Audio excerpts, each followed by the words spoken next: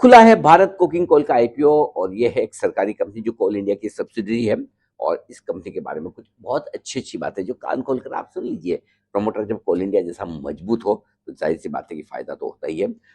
भारत की सबसे बड़ी कोकिंग कोल प्रोड्यूस करने वाली ये कंपनी, और सबसे बड़ी नहीं, सबसे लार्जेस्ट भी।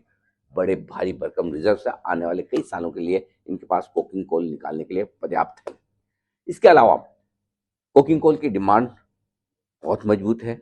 आगे ग्रोथ आउटलुक कंपनी के लिए काफी बढ़िया है और पुराना ट्रैक रिकॉर्ड भी अगर आप देखेंगे तो बहुत मजबूत है। स्पेशली फाइनेंशियल जो कंपनी के है काफी दमदार है। लगातार प्रॉफिट मेकिंग कंपनी है, कैश फ्लो पॉजिटिव है, डेट फ्री कंपनी है, यानी कहीं कोई समस्या है नहीं।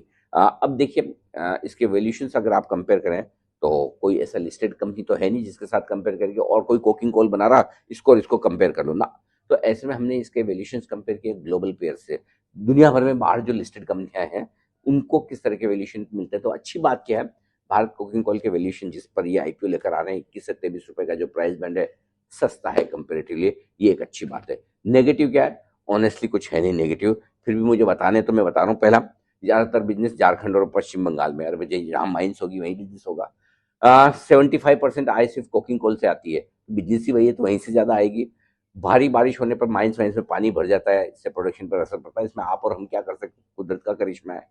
आखिर में एक कंटीजेंट लाइबिलिटी है 35-36 हजार करोड़ की, उसकी अगर जिम्मेदारी आ गई तो बैलेंस शीट बिगाड़ सकती है। वो तो मुझे नहीं पता, आपको नहीं पता आएगी नहीं आएगी। इतनी बड़ी लाइबिलिटी संभावनाएं कम होती है, बट वो एक रिस्क है। ऐसे में हमारा ये मानना है कि अच्छे वैल्यूएशंस को देखते हुए, अच्छी पेरेंटेज को देखते हुए, बढ़िया बिजनेस मॉडल को देखते हुए, लीडरशिप को देखते हुए, अच्छे लिस्टिंग गेन के लिए आप पैसा लगाने के बारे में सोच सकते हैं। आप सोच रहे होंगे अच्छी लिस्टिंग गेन लॉन्ग टर्म के लिए नहीं, ऐसा नहीं है।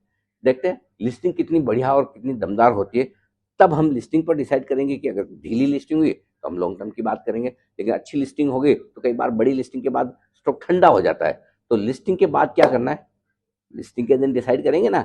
अभी तो लिस्टिंग के हिसाब से सोचिए, बताइए क्या है आपका इरादा। पसंद है आपको भारत कोकिंग कोयल? लगाएंगे पैसा? जल्दी से अपनी राय मेरे साथ शेयर कीजिए।